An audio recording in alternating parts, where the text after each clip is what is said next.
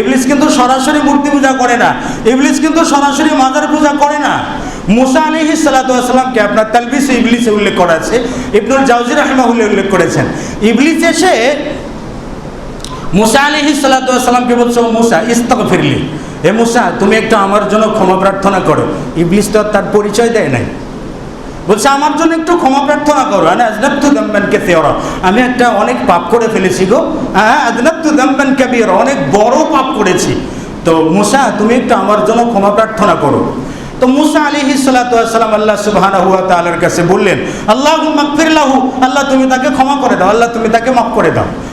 এখন আল্লাহ সুবহানাহু ওয়া তাআলা মুসার কথা তো ফেরত দিতে পারেন না, তৎক্ষণাৎ যদি বলে না তার কোনো তাওবা কবুল হবে না।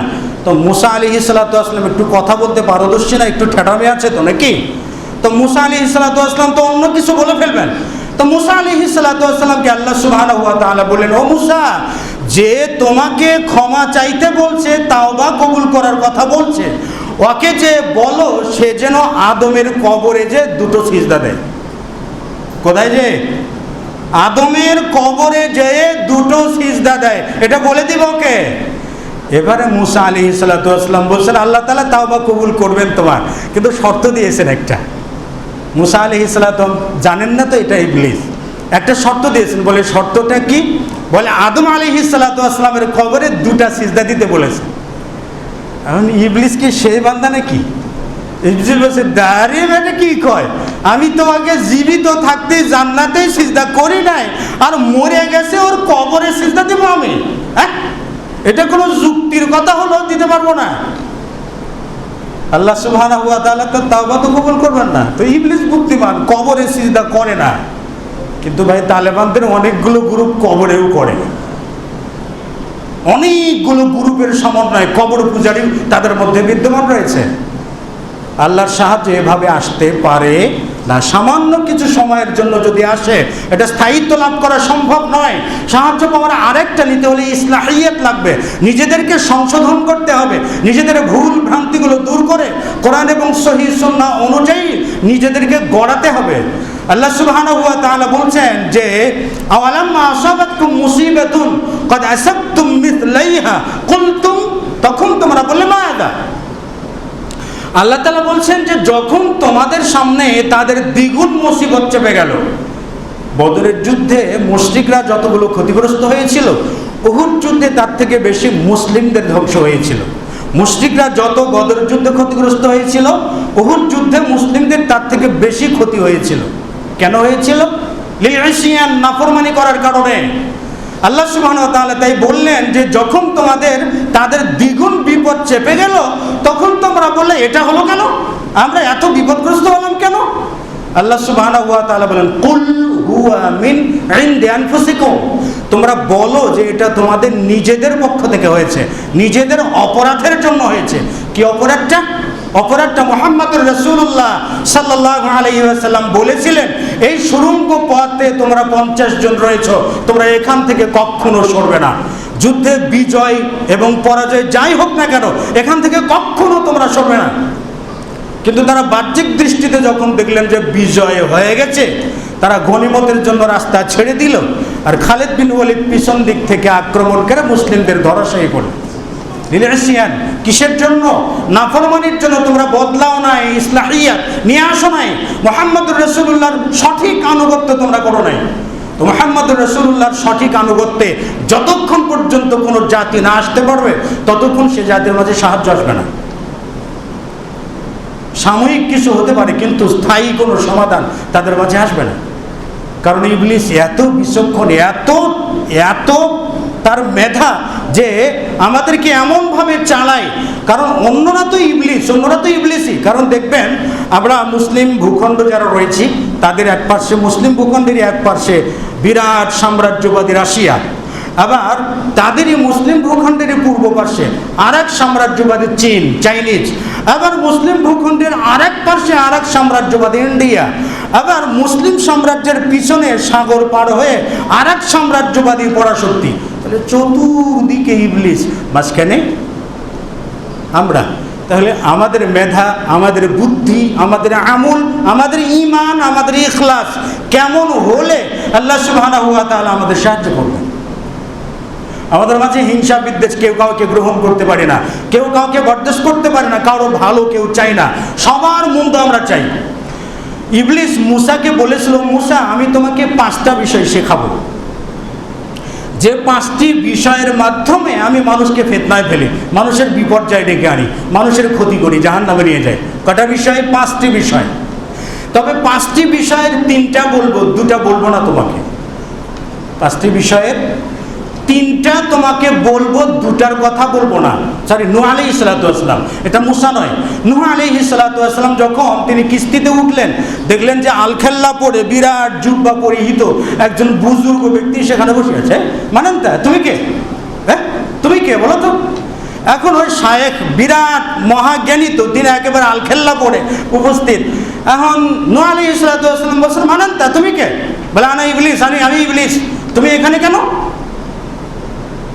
তখন ইবলিস জবাব দিচ্ছে, লিউসিবা উম্মাতাকা, তোমার উম্মাতকে ফাঁদে ফেলবার জন্য। নূহ আলাইহিস সালাতু ওয়াস সালামকে বলেন, ও নূহ, তোমার যে উম্মাতগুলো আছে না, কুলুবুহুম ইনদি, তোমার উম্মাতের অন্তরগুলো থাকবে আমার নিয়ন্ত্রণে, ওয়া জাসাদুহুম ইনদাক, তাদের শুধু বডিটা থাকবে তোমার কাছে। ওদের অন্তরটাকে আমি নিয়ন্ত্রণ করব, আর শুধু বডিটা তোমার কাছে। হলেও তাই, অন্তরটা নিয়ন্ত্রণ করলো। নূহ আলাইহিস সালাতু ওয়াস সালাম ইন্তেকাল করে গেলেন। সেই সময় বুজুর্গ ব্যক্তিদের অনুকরণ করে মানুষের ইবাদত করত। পরে এসে বললো, এই বুজুর্গ ব্যক্তিদের মনে ধারণ করে লাভ কি? একটা ছবি আঁকাও না, ছবি আঁকে আল্লাহরই ইবাদত করে, কিন্তু ছবিটা আঁকাও আগে। ছবি আঁকালো, তারপর আল্লাহর ইবাদত করে। পরবর্তী প্রজন্মে এসে এই আলখেল্লাধারী সে এসে বলছে, খালি ছবি দিয়ে হবে? একটা মূর্তি বানাও না, বানাও, একটা বড় করে বানাও, ওকে দেখে আল্লাহর ইবাদত করবো। সমস্যা কি? দেখতে তো কোনো অসুবিধা নাই, তাকে শুধু তাজিম করলাম, সম্মান জানালাম। আমাদের আছে না? আছে তো না? আছে, শুধু সম্মান জানালাম, ঠিক আছে, বাস। তাদের পরবর্তী প্রজন্ম এটা করে ফেলল। পরবর্তী প্রজন্মের লোককে বললে, এটা এই গুরুর মাধ্যমে, মানে এই মূর্তির মাধ্যমে তোমরা আল্লাহ তাআলাকে পাবে, কাজী এরই পূজা করো, এর মাধ্যমেই তোমরা আল্লাহ তাআলাকে পাবে। শুরু হয়ে গেল শিরক। এই কবর পূজা বলে দয়াল বাবার মাধ্যমে আল্লাহকে পাওয়া যায়, ওসিলা লাগে না দয়াল বাবার মাধ্যমে। আজকে দেখবেন 10 বছর 20 বছর আগেকার নেতাদেরকে শ্রদ্ধা জানানোর ভাষা, আর আজকে যারা নিজেদের নেতাদেরকে আইডল মনে করি, তাদেরকে শ্রদ্ধা জানানোর ভাষা আজ এবং 20 বছর আগেকার শ্রদ্ধা জানানোর ভাষার মাঝে আসমান এবং জমিন তফাৎ রয়েছে। চুমু খাওয়া শুরু হয়েছে, আগরবাতি জ্বালানো শুরু হয়েছে। পরবর্তী 20 বছর পর দেখবেন ভিন্ন চিত্র ভেসে উঠেছে, আসবে। কারণ ইবলিস মানুষকে ঠিক শুরুর জায়গা থেকেই শুরু করে, ও শেষ থেকে শুরু করে না। আমরা বোকাতেই শেষ থেকে শুরু করি, যেটা আগে দরকার সেটা পরে করি, যেটা পরে দরকার সেটা আগে করার জন্য ব্যস্ত হয়ে পড়ে। এটা হলো আমাদের ক্যারেক্টার। কিন্তু ইবলিস একেবারে সূচনা থেকে শুরু করে, এমনভাবে আপনাকে শিরকে লিপ্ত করবে বুঝতে পারবেন না। যাই হোক, ইবলিস নূহ আলাইহিস সালাতু ওয়াস সালাম বললেন, 5টি বিষয় তোমাকে জানাবো, যে 5টি বিষয়ের মাধ্যমে আমি মানুষকে ফিতনায় ফেলি। তার মধ্যে 3টি বলবো, 2টা বলবো না। মানে যে 3টি বলবে সেটা হলো ভুয়া, আর 2টি হলো অরিজিনাল। আল্লাহ সুবহানাহু ওয়া তাআলা ওহী নাজিল করে নূহ আলাইহিস সালাতু ওয়াস সালামকে বললেন, হে নূহ, ইবলিস মিথ্যা কথা বলছে, ও 3টির কথা বলছে না, ও 3টি তোমাকে বলতে হবে না। যে 2টি সে বলবে না সেটা আমি বলে দিচ্ছি। 2টি বিষয়কে নিয়ে সে মানুষকে ফিতনায় ফেলে, মানুষকে আল্লাহর রহমত থেকে বঞ্চিত করে। তার মধ্যে একটা হলো হিংসা, আর একটা হলো লোভ, পাওয়ার লোভ, খাওয়ার লোভ, বাসা বাড়ি, হ্যাঁ, এই সব কিছুর লোভ মানুষকে ঢুকে দেয়। হ্যাঁ, এই 2টো বিষয়ের মাধ্যমে মানুষকে ফিতনায় ফেলে। অথচ শুধু হিংসা থেকে দূরে থাকতে পারলে আল্লাহ সুবহানাহু ওয়া তাআলা তাকে জান্নাত দেবেন। মুসনাদ আহমদ হাদিস এসেছে, রাসূল সাল্লাল্লাহু আলাইহি ওয়াসাল্লাম একদিন বললেন যে, আনা ইয়াতলু আলাইকুমুল আন রাজুলুম মিন আহলিল জান্নাহ, এই সাহাবীরা তোমাদের মাঝে একজন ব্যক্তি আসবে যে জান্নাতি ব্যক্তি। এখন এটা যখন বললেন, সাহাবা ইকরামগণদের উৎসব বেড়ে গেল, আরে জান্নাতি ব্যক্তি প্রবেশ করবো, ওটা আবার কেটা? এখন একযোগে তাকিয়ে আসে, দেখলেন একজন ব্যক্তি মসজিদের দরজা দিয়ে প্রবেশ করছেন, তার বাম হাতে জুতা রয়েছে, আর তিনি যে ওযু করেছেন দাড়ি থেকে পানিগুলো টপটপ করে পড়ছে। ওই ব্যক্তিকে দেখলেন। পরের দিন নবী সাল্লাল্লাহু আলাইহি ওয়াসাল্লাম আবারও বললেন যে, ইয়াতলু আলাইকুমুল আনা রাজুলুম মিন আহলিল জান্নাহ, তোমাদের মাঝে এমন একজন ব্যক্তি আসবে যে জান্নাতি। সাহাবা ইকরামগণদের আগ্রহ আরও বেড়ে গেল। প্রথম দিন বলেছেন, আজকে হয়তো অন্যজন হবে। এবারে দ্বিতীয় দিন দেখলেন ওই প্রথম দিনের ব্যক্তিটাই। তৃতীয় দিনেও নবী সাল্লাল্লাহু আলাইহি ওয়াসাল্লাম বলছেন যে ইয়াতলু আলাইকুম আলানা রাজুলুম মিন আহলিল জান্নাহ, আজকে তোমাদের মাঝে এমন একজন ব্যক্তি আসবে যে জান্নাতি। এরপরে তৃতীয় দিনে আগ্রহ বেড়ে গেল, দেখা গেল তৃতীয় দিনেও ওই ব্যক্তি এসেছে। আব্দুল্লাহ বিন আমর ইবনুল আস তিনি বলছেন যে দেখি তো তার কি আমল রয়েছে। আব্দুল্লাহ বিন আমর ইবনুল আস তার কাছে গেলেন, আনাস বিন মালিক থেকে বর্ণিত। আব্দুল্লাহ বিন আমর ইবনুল আস তাকে যে বলছেন যে ও ভাই, আমি আমার বাবার সঙ্গে ঝগড়া করেছি, 3 দিন কথা বলবো না মর্মে কসম করেছি, তার সঙ্গে খাবো না। তা আমি যদি 3 দিন আপনার বাড়িতে থাকি, আপনার কোনো আপত্তি আছে? তিনি ভেবে চিনতে বললেন, না কোনো আপত্তি নেই, আপনি থাকতে পারেন, কোনো অসুবিধা নেই, থাকেন। তার উদ্দেশ্য হলো তারা আমলটা পরখ করে, কি কি আমল করে। এখন সারা রাত জেগেছিলেন তিনি, দেখেন না তেমন কোনো আমল করে না। রাত্রে যখন পার্শ্ব পরিবর্তন করে তখন শুধু বলে আস্তাগফিরুল্লাহ, আল্লাহু আকবার, সুবহানাল্লাহ, আলহামদুলিল্লাহ, এই তাসবিহ, তাহলিল, লা হাওলা ওয়ালা কুওয়াতা ইল্লা বিল্লাহ, এগুলো করে। আর সব আমলগুলো সাধারণ, তেমন কোনো আমল করে না। প্রথম দিন, দ্বিতীয় দিন, তৃতীয় দিনই একই অবস্থা দেখলেন। দেখার পরে তিনি যখন ফেরত আসবেন তখন তাকে বললেন, ভাই আমি তো আপনার তেমন কোনো আমল দেখলাম না, সামান্য আমলই তো আপনি করেন, তো আপনাকে নবী সাল্লাল্লাহু আলাইহি ওয়াসাল্লাম 3 দিন জান্নাতি কেন বললেন? এখন ওই লোকটি বলছে যে আপনি যা দেখেছেন তাই আমল করেছি, এর বেশি কিন্তু আমি আমল করি না। তা আব্দুল্লাহ বিন আমর ইবনুল আস চলে যাচ্ছেন, পিছন থেকে তিনি ডাকছেন, ভাই শোনেন, আমার মধ্যে 2টা বিষয় আছে। একটা বিষয় হলো যে লা গাশা লি আহাদিন, আমি কোনো মানুষকে জীবনে কখনো ধোঁকা দেইনি। মানুষকে মানুষ ধোঁকা দেয় কেন? লোভের বশবর্তী হয়ে। কেন ধোঁকা দেয়? কেউ যদি মাপে কম দেয়, কেন? যতটুকু কম দিতে পারবো ততটুকু বেচে তো বেশি আয় করতে পারবো, তাই না? জমি বিক্রি করতে 5% জমি আমি যদি 5.5 বলি, আধা শতকের টাকা তো আমার ভিতরে আসলো না? তাহলে আমার লোভটা বড়, লোভের বশবর্তী হয়ে অন্যকে কি করলাম? ঠকালাম। তা তিনি বলছেন যে আমি কখনো কোনো মানুষকে ধোঁকা দেই না।